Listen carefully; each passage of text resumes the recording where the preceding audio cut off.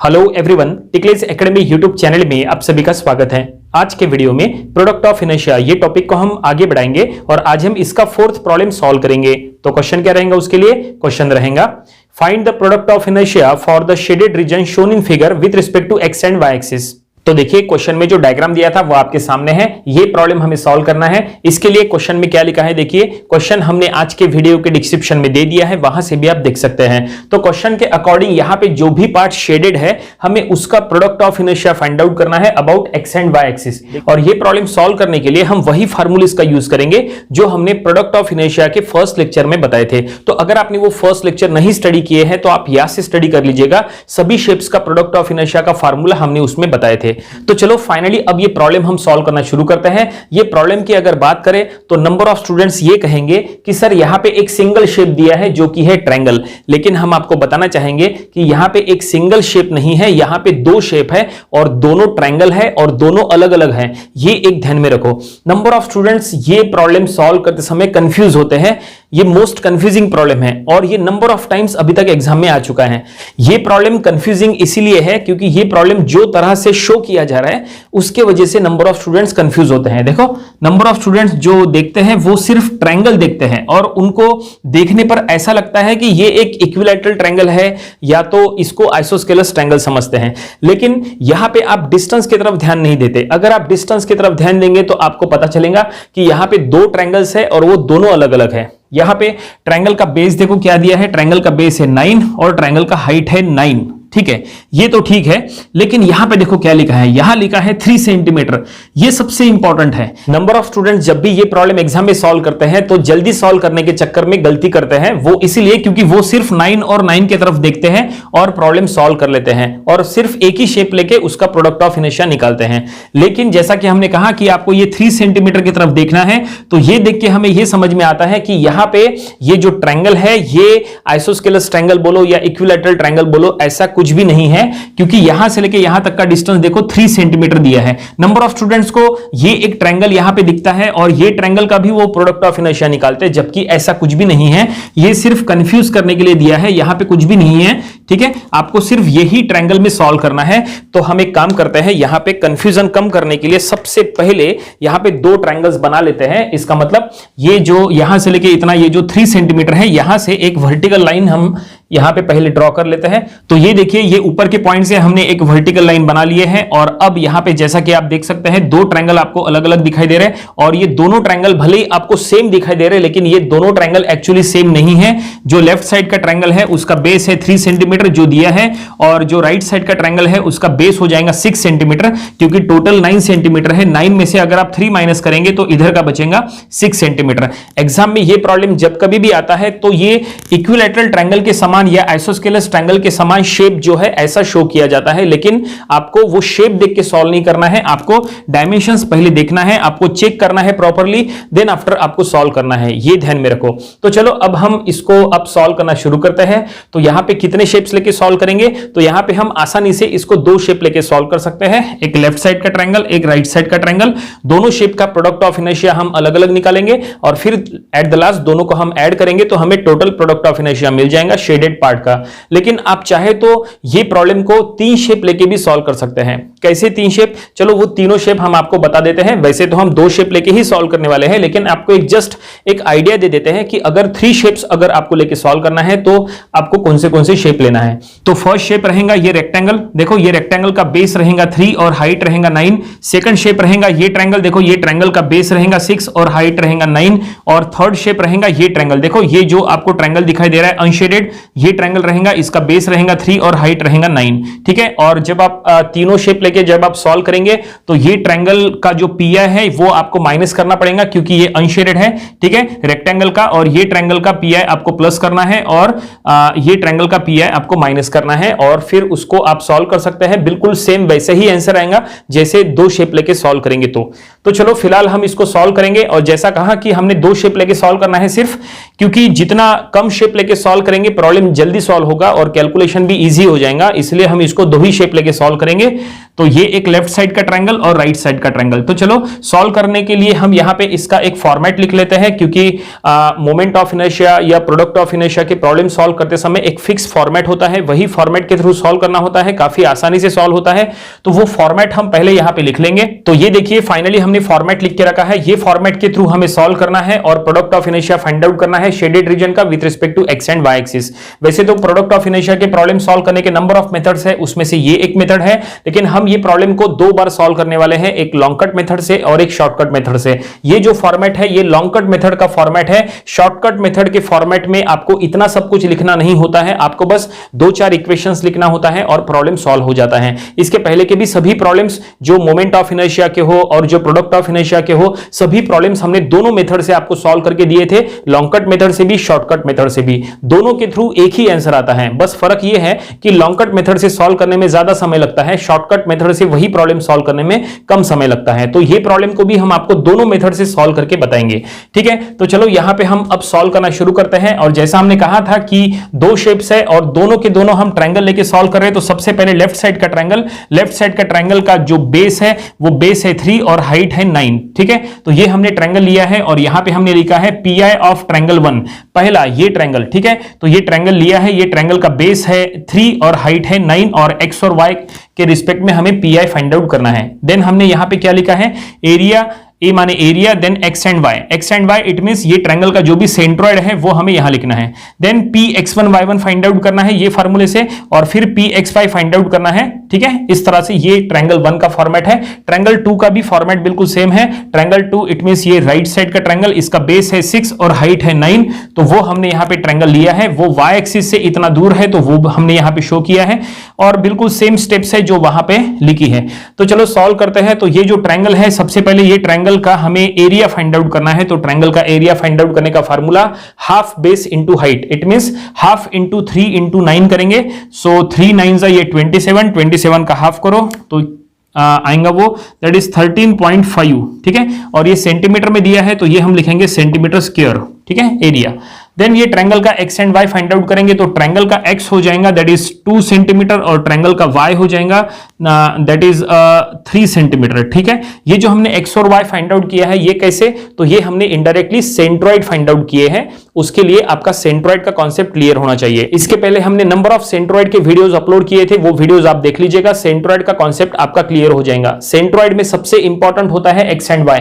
जो स्टूडेंट को X and Y find out करना आता है वो स्टूडेंट मोमेंट ऑफ इनर्शिया का भी प्रॉब्लम सॉल्व कर सकता है और प्रोडक्ट ऑफ इनर्शिया का प्रॉब्लम भी, ठीक है, क्योंकि हर moment of inertia product of inertia के प्रॉब्लम में एक्स एंड वाई लिखना कंपलसरी होता है। तो ये X and Y it means centroid find out करते आना ही चाहिए। ये X and Y find out करने के लिए टोटल 3 रूल्स होते हैं। वो 3 रूल्स को अगर आप सीरियसली फॉलो करेंगे तो कोई भी एक्स एंड वाई आपका रॉन्ग नहीं होगा, ये बात आप ध्यान में रखो। तो चलो यहां पे हमने एक्स एंड वाई तो सॉल्व कर लिया है। चलो यहां पे आपको बता देते हैं कि ये एक्स एंड वाई हमने कैसे फाइंड आउट किए। जो 3 रूल्स है उसके बारे में हम आपको यहां बता देते हैं। तो पहला रूल है locate the centre, rule number 1 locate the centre. ये ट्रायंगल का हमें एक्स और वाई फाइंड आउट करना है, तो ये ट्रायंगल का हमने पहले सेंटर शो किए। ट्रायंगल का सेंटर जो है वो 90 डिग्री एंगल के पास में होता है। तो ये देखो 90 डिग्री का एंगल यहां पे है और इसके पास में ये हम सेंटर शो करेंगे, तो ये है सेंटर, ठीक है। इसको हम कहेंगे दैट इज सेंटर सी, ठीक है। और ये है rule number 1 locate the centre. और अब रूल नंबर 2 है कि ये सेंटर से आपको 2 लाइंस ड्रॉ करना है perpendicular to X and Y axis. तो रूल नंबर 2 अब हम फॉलो करेंगे। ये सेंटर से ये देखिए हम यहां पे 2 लाइंस ड्रॉ करेंगे perpendicular to X and Y axis. ये देखिए सेंटर से हमने 2 लाइन बना दिए। एक लाइन हमने बनाया परपेंडिकुलर टू एक्स एक्सिस ये वाला, और दूसरा लाइन हमने बनाया परपेंडिकुलर टू वाई एक्सिस ये वाला, ठीक है। ये है रूल नंबर 2। और रूल नंबर 3 है कि जो 2 लाइंस आपने ड्रॉ किए उसमें से हॉरिजॉन्टल लाइन माने एक्स डिस्टेंस और वर्टिकल लाइन माने वाई डिस्टेंस, ठीक है। तो ये एक्स डिस्टेंस फाइंड आउट करने का फार्मूला होता है ट्रायंगल में 2 बेस बाई 3, ठीक है। ये जो x है सेंटर से लेके इधर का डिस्टेंस, देखो सेंटर से अगर आप 90 डिग्री एंगल की तरफ फाइंड आउट करेंगे तो इधर होता है बेस बाई 3, इधर का बेस बाई 3, तो इधर का 2 base by 3, 2 base by 3, base उसका 3 है तो 2 इंटू 3 बाई 3 करेंगे, ठीक है। तो 2 बेस बाई 3 करेंगे तो ये 3 बाई 3, ये 3 कैंसिल हो गया और क्या बचा 2, तो इसलिए हमने यहां पे x लिखा है 2, ठीक है। 2 बेस बाई 3 से निकाले, 2 बेस बाय 3 ये फार्मूला है। और ये जो y फाइंड आउट करना है ये है x और ये है y। तो ये y फाइंड आउट करने के लिए हम फार्मूला यूज करेंगे हाइट बाय 3 का, ठीक है। टोटल हाइट क्या है, टोटल हाइट 9 है, तो y फाइंड आउट करने के लिए हाइट बाय 3 करो, that is height by 3, that is h by 3, ठीक है। तो h/3 9/3 करेंगे तो 9/3 कितना 3, तो ये हमने लिखे y दैट इज 3। तो इस तरह से ये हमने x and y find out कर लिए। ये हमने अभी जल्दी जल्दी बता दिए, वो इसलिए क्योंकि यहां पे आपको थोड़ा सा समझ में आना चाहिए, लेकिन डीप स्टडी के लिए आपको सेंट्रोइड के वीडियोस हमारे देखना चाहिए, वहां पे आपका x एंड y का कॉन्सेप्ट क्लियर हो जाएगा। ठीक है, तो ये ट्रायंगल को तो हमने यहां तक सॉल्व कर लिया है और अब ये ट्रायंगल की बारी।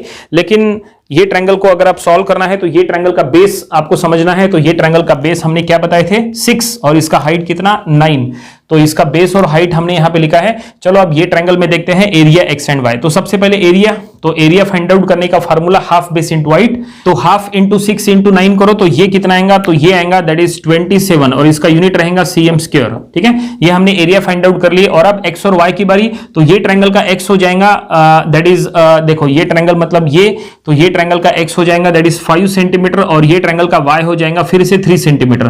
ठीक है, तो कैसे आया चलो हम आपको वो भी फिर से बता देते हैं। तो ये हमने 3 रूल्स यहां पे अप्लाई किए हैं। तो rule number 1, locate the centre, तो ये ट्रायंगल का सेंटर आपको शो करना है। देखो 90 डिग्री एंगल ये साइड में रहेगा और इसके पास में ये हम सेंटर शो करेंगे, तो ये है सेंटर। ठीक है, rule number 1 locate the centre.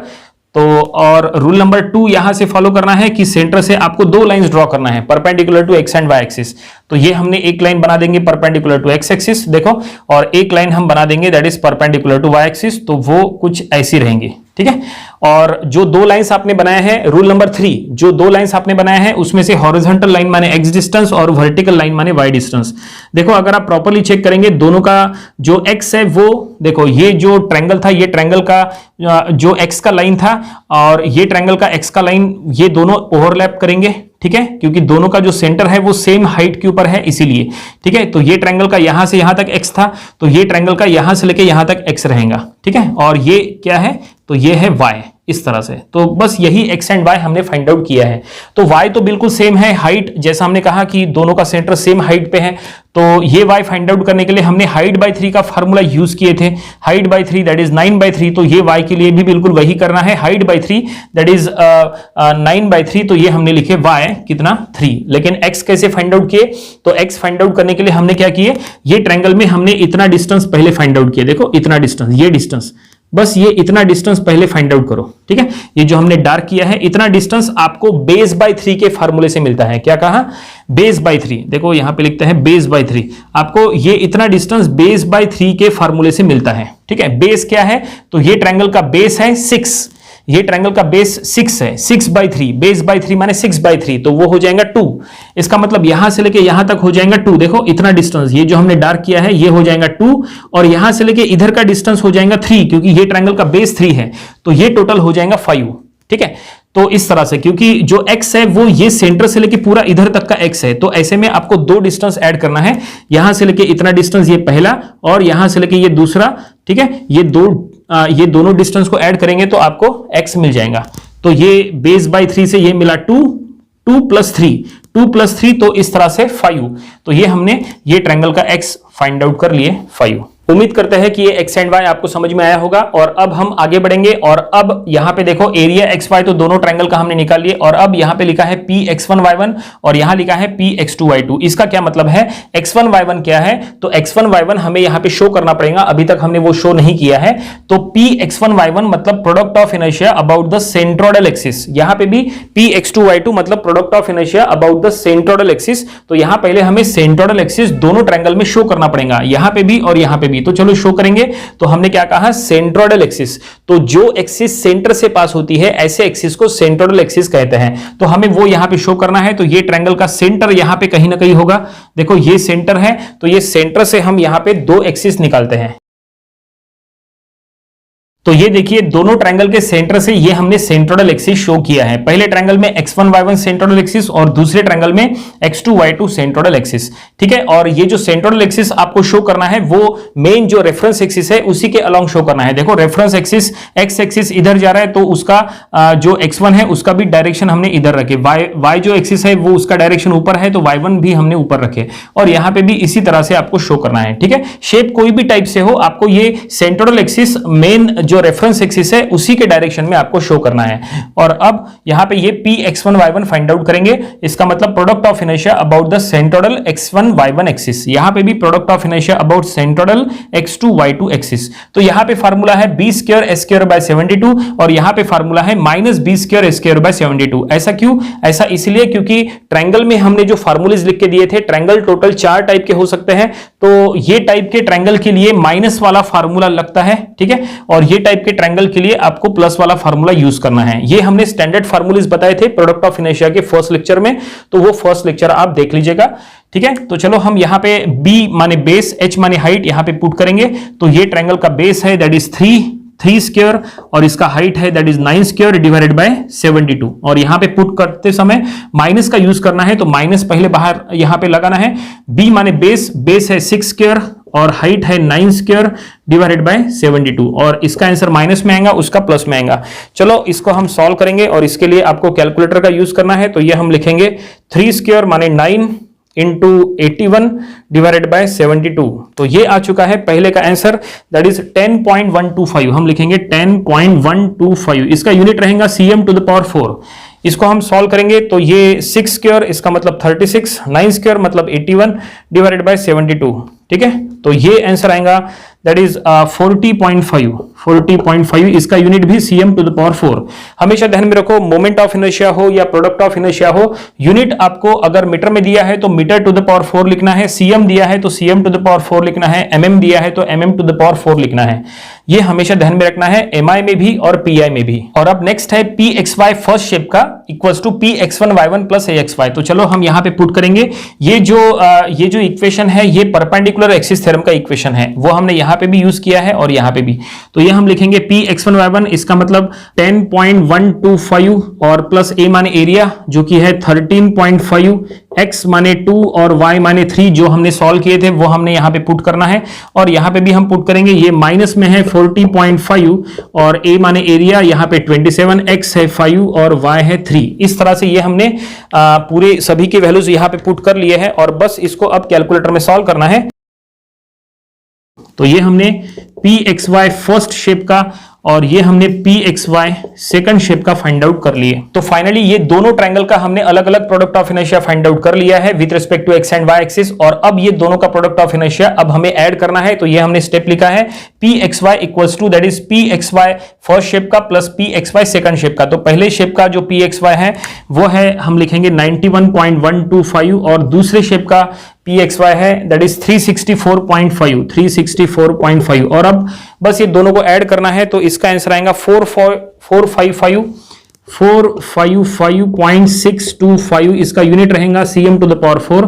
तो फाइनली ये हमें प्रोडक्ट ऑफ इनर्शिया मिल गया for the given shaded region with respect to x and y axis, ठीक है। यहां पे दोनों पार्ट शेडेड है इसलिए हमें दोनों को ऐड करना है, ठीक है। लेकिन जब आप इसको 3 शेप लेके सॉल्व करेंगे तो जैसा हमने कहा था 3 शेप में ये ट्रायंगल आपको लेना है और ये ट्रायंगल अनशेडेड है तो फिर उसका पी आई आपको माइनस करना पड़ेगा, ठीक है। रेक्टेंगल का पी आई और ये ट्रायंगल का पी आई आपको ऐड करना है और ये ट्रायंगल का पी आई आपको माइनस करना है। 3 शेप लेंगे तो फिलहाल 2 शेप थे इसलिए ये दोनों शेप को हमने ऐड किया और फाइनली ये प्रॉब्लम यहीं पे सॉल्व हो गया है। आंसर हमें मिला है 455.625 cm टू द पावर 4। लेकिन ये जो हमने पूरा सॉल्व किया है ये लॉन्ग कट मेथड से सॉल्व किया है। जैसा हमने कहा था कि प्रॉब्लम को सॉल्व करने के लिए 2 मेथड हम आपको बताएंगे, long cut method and shortcut method. उसमें से ये पूरा प्रॉब्लम ये हमने लॉन्ग कट मेथड से सॉल्व किए, इसको सॉल्व करने में ज्यादा समय लगा। और अब यही प्रॉब्लम हम सॉल्व करेंगे शॉर्टकट मेथड से। शॉर्टकट मेथड से सॉल्व करते समय कुछ 3-4 स्टेप्स आपको बस लिखना होता है, उसके थ्रू सॉल्व करेंगे तो भी बिल्कुल सेम आंसर आता है। एग्जाम में आपको कौन से मेथड से सॉल्व करना है ये पूरा चॉइस आपका है। वैसे आपके कॉलेज में आपके लेक्चरर आपको जो मेथड फॉलो करने के लिए कह रहे हैं आपको वो मेथड फॉलो करना चाहिए, ठीक है। तो चलो अब हम इसको शॉर्टकट मेथड से सॉल्व करेंगे और सेम आंसर लेके आएंगे। तो ये देखिए प्रॉब्लम को शॉर्टकट मेथड से सॉल्व करने के लिए ये शॉर्टकट मेथड का फॉर्मेट हमने यहाँ पे लिख के रखा है। और जैसा कि हमने कहा था कि सिर्फ आपको 3-4 स्टेप में ही प्रॉब्लम को सॉल्व करना होता है, तो यहाँ पे उसमें से 2 स्टेप्स हमने लिख के रखा है। बस यहाँ पे अब और रिमेनिंग 2-3 स्टेप्स लिखना है और ये प्रॉब्लम कंप्लीट हो जाएगा। पहले जो हमने लॉन्ग कट मेथड से सॉल्व किए थे उसका आंसर ये आया था, बिल्कुल यही आंसर अब हमें शॉर्टकट मेथड से भी लाना है।